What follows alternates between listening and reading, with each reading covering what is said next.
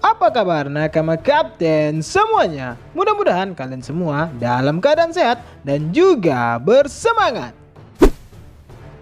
Situasi dunia saat ini sedang dalam keadaan kacau. Pemerintah dunia juga menjadi kerepotan setelah gagal menutup-nutupi berita tentang perang di Wano.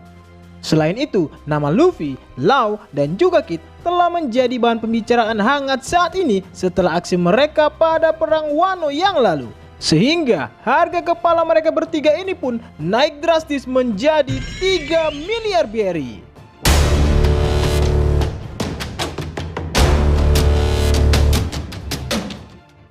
Efek dari perang Wano tersebut tentunya memberikan dampak yang cukup besar terhadap kestabilan dunia, serta berpotensi juga terhadap kenaikan nilai bounty bagi mereka yang terlibat dalam perang besar tersebut.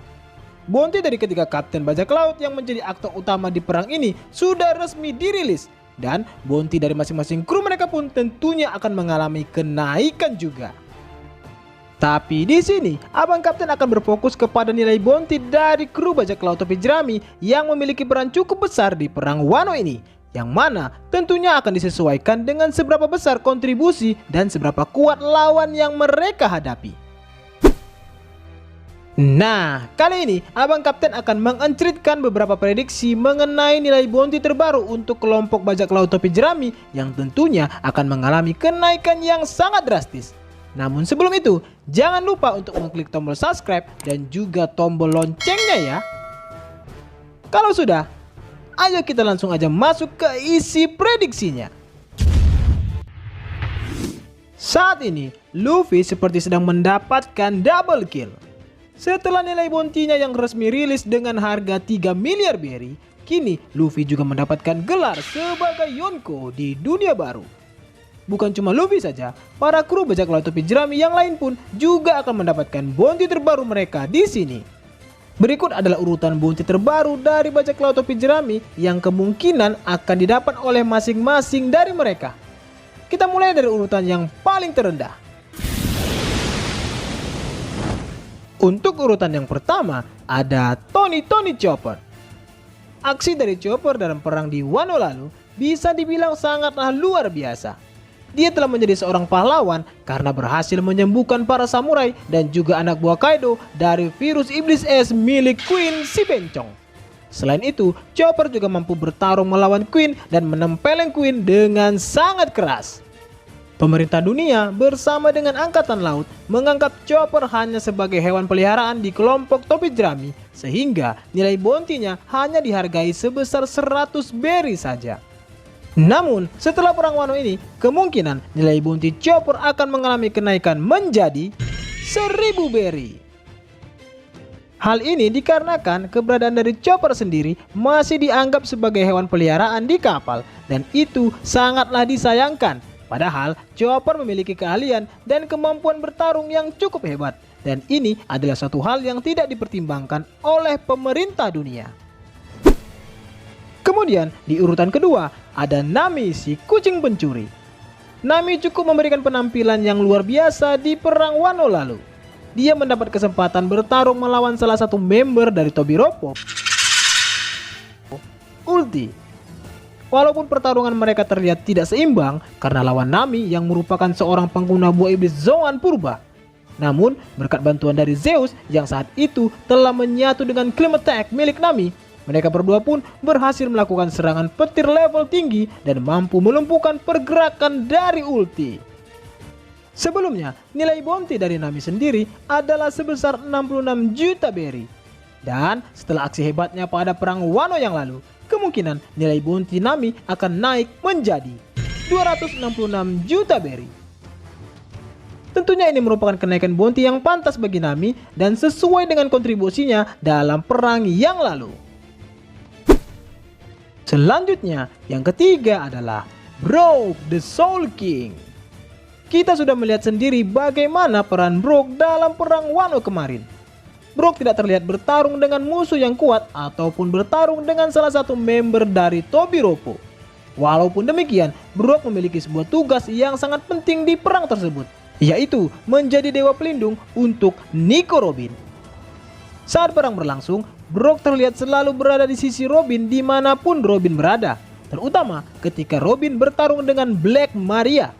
Brook tampak membantu dan menjaga Robin saat dia kehabisan tenaga setelah selesai melawan salah satu anggota Toby Ropo itu. Selain itu, ketika para agen CP0 ingin menangkap Robin, Brook pun tampil untuk melindunginya dari agen CP0 tersebut dan membawa Robin kabur. Walaupun Brook kebanyakan lari-lari aja di perang yang lalu, tetapi nilai bounty The Soul King ini kemungkinan akan ikut naik juga sesuai dengan kontribusinya. Brook memiliki bounty sebesar 83 juta berry sebelum perang besar Wano. Dan setelah perang tersebut selesai, maka nilai bounty Brook kemungkinan akan naik menjadi 283 juta berry. Lalu yang keempat ada Cyborg Franky. Peran Franky cukuplah penting di sini. Dia bertugas membuat kapal-kapal yang akan digunakan para samurai untuk penyerangan ke Onigashima. Kemudian saat pertempuran berlangsung, Franky terlihat mendapatkan kesempatan bertarung dengan salah satu member dari Toby Ropo, yaitu Sasaki. Franky mendapatkan lawan yang cukup tangguh dan merupakan pengguna buah iblis Zoan Purba. Pertarungan mereka berdua pun berlangsung cukup sengit. Dan dengan menggunakan mode Franky Shogun, Franky pun berhasil menang dengan sempurna tanpa mendapatkan luka yang serius di tubuhnya. Sebuah kemenangan yang super untuk Franky. Nilai bounty dari Franky tentunya akan mengalami kenaikan juga. Jika sebelumnya Franky memiliki bounty sebesar 94 juta berry, kini setelah aksi hebatnya saat perang Wano yang lalu, diperkirakan nilai bounty dari Franky akan naik menjadi 477 juta berry. Super! Di urutan kelima, ada si penembak jitu kita, Godi Usopp. Jika kita berbicara tentang Usopp, maka akan selalu ada penampilan yang sangat lawak dari orang ini. Namun, di luar daripada itu, Usopp juga terkadang memberikan sebuah kejutan besar dalam setiap penampilannya. Misalnya, ketika Usopp membuat gempar semua orang pada Arch Dressrosa lalu, sehingga sampai membuat Doflamingo menjadi murka. Dan pada perang besar Wano yang lalu, Usopp lagi-lagi menunjukkan sebuah kejutan kepada kita semua. Dia bersama dengan Nami diperlihatkan bertarung dengan dua petinggi bajak laut hewan buas yang merupakan member dari Toby Ropo. Mereka adalah Ulti dan Pekwan. Lawan Usopp kali ini bukan main-main. Mereka merupakan pengguna buah iblis Zoan Purba yang tentunya punya kemampuan yang sangat hebat. Usopp sempat membuat Ulti dan Pekwan kewalahan. Tapi walaupun begitu, Usopp tetap bukanlah tandingan dari mereka berdua. Usopp babak belur terkena sendulan kuat dari Ulti dan sampai membuatnya pingsan. Setelah itu, Usopp melanjutkan aksinya dengan menjadi otak atas membelotnya anak buah Kaido yang merupakan pengguna buah iblis Smile menjadi sekutu dari aliansi.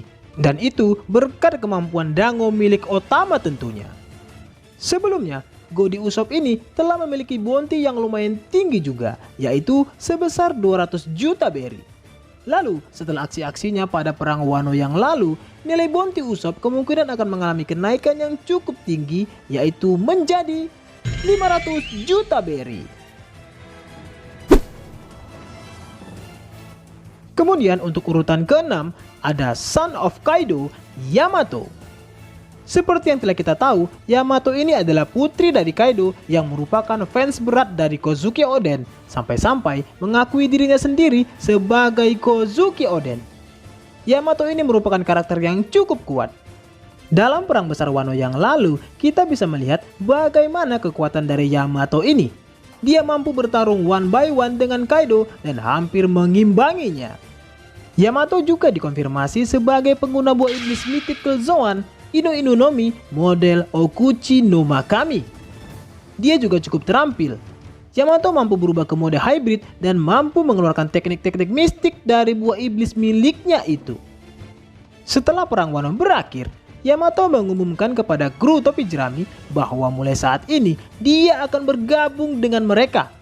Walaupun belum dikonfirmasi secara resmi di manga, Namun melihat bagaimana tekad Yamato dan kekuatannya, Luffy pasti akan langsung menerima Yamato sebagai nakamanya. Jika demikian, Yamato tentu akan mendapatkan bounty-nya sendiri setelah aksi-aksinya pada perang Wano yang lalu. Dengan bergabung menjadi salah satu kru dari seorang Yonko dan status Yamato sendiri yang merupakan anak dari Kaido, pemerintah dunia akan menganggap Yamato sebagai orang yang cukup berbahaya di bajak laut topi jerami. Sehingga mereka pun akan memberikan Yamato bounty sebesar 800 juta berry. Sebuah angka yang cukup tinggi untuk debut pertama Yamato di lautan. Lalu di urutan ke-7 ada Jinbe sang kesatria laut. Pada awal penyerangan ke Onigashima, Jinbe tiba-tiba muncul dengan sangat epik dan mengumumkan bahwa dirinya telah bergabung menjadi kru bajak laut topi jerami sebagai juru kemudi kapal.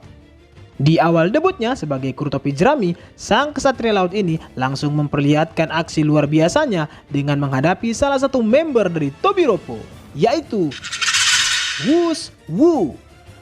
Pertarungan mereka berdua berlangsung cukup sengit dan banyak misteri juga yang terungkap di sana.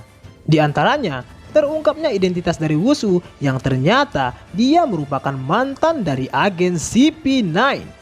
Lalu fakta lainnya, Wuswu lah orang yang menjadi penyebab dicurinya buah iblis Gomu-Gomu atau Hito-Hito no Mi model Nika oleh Akagami no Sense dan sampai membuatnya menjadi penghuni di penjara Impel Down. Dalam duel mereka berdua, Wuswu terlihat lebih mendominasi pertarungan dan lebih banyak memberikan serangan kepada Jinbe. Namun di sisi lain, Jinbe malah terlihat lebih banyak melakukan pertahanan dan menunggu waktu yang tepat untuk menyerang. Lalu, secara mengejutkan, Jinbe melakukan sebuah serangan combo menggunakan teknik Yojin Karate yang dikombinasikan dengan Busosoku Haki miliknya. Dan dengan sangat mengejutkan, Jinbe melakukan sebuah pukulan telak dengan gelombang kejut yang kuat ke arah Wuswu dan langsung melumpuhkannya. Ketika masih menjadi seorang Shichibukai, Jinbe memiliki nilai bounty yang cukup tinggi, yaitu sebesar 438 juta berry. Dan melalui kontribusi dan aksi luar biasanya di perang Wano lalu, bounty Jinbe diperkirakan mengalami kenaikan yang cukup tinggi, yaitu menjadi 900 juta berry. Sebuah angka yang sangat luar biasa untuk memulai debutnya sebagai kru dari seorang Yonko dunia baru. Kemudian di urutan ke-8 ada Nico Robin. Arkeolog di bajak laut topi jerami ini sungguh memberikan sebuah kejutan pada perang Wano kemarin. Ini dibuktikan ketika Robin bertarung dengan salah satu lawan kuat yang belum pernah dihadapi sebelumnya dan juga merupakan member dari Tobiropo, yaitu Black Maria. Dalam duel mereka, Black Maria sempat mendominasi pertarungan. Robin sempat terpojok oleh serangan-serangan yang dilancarkan oleh Black Maria. Namun kali ini, Robin sepertinya tidak mau menyerah. Dia memperlihatkan hasil latihannya dengan pasukan revolusioner dan secara mengejutkan, Robin menggunakan sebuah teknik baru yang dapat menciptakan wanita iblis raksasa yang kemudian mematahkan tulang-tulang Black Maria dan langsung melumpuhkannya. Dengan situasi ini, dipastikan Robin akan semakin diincar oleh pemerintah dunia dan akan berpengaruh terhadap nilai bounty-nya saat ini. Sebelumnya, Nico Robin telah memiliki bounty sebesar 130 juta berry. Dan setelah semua yang terjadi di perang Wano yang lalu, nilai bounty dari Nico Robin akan naik menjadi 1 miliar berry. Sebuah angka yang fantastis untuk orang yang sangat diincar oleh pemerintah dunia. Lalu di urutan ke-9 ada Shikoki Mesum, Vinsmoke Sanji. Sanji merupakan karakter yang paling banyak disorot pada perang Wano kemarin. Dengan mode Steel Black, Sanji sempat terlihat melakukan bentrokan dengan King ketika akan menyelamatkan Momonosuke. Lalu, Sanji juga sempat tertangkap dan digebuki sampai babak belur oleh Black Maria. Namun, dari kejadian itu semua, ada hal luar biasa yang membuat Sanji menjadi salah satu bintang dalam perang ini. Vinsmoke Sanji mendapat kesempatan untuk bertarung dengan salah satu All-Star, yaitu Queen si Bencong. Pertarungan Sanji dan Queen ini berjalan cukup panjang. Mereka berdua mengeluarkan semua teknik-teknik terkuat yang mereka miliki, Sampai pada akhirnya, Queen mengeluarkan kemampuan yang dimiliki oleh semua saudara-saudara Sanji, termasuk juga kemampuan menghilang dari Steel Black milik Sanji. Sanji pun sempat kewalahan di sini.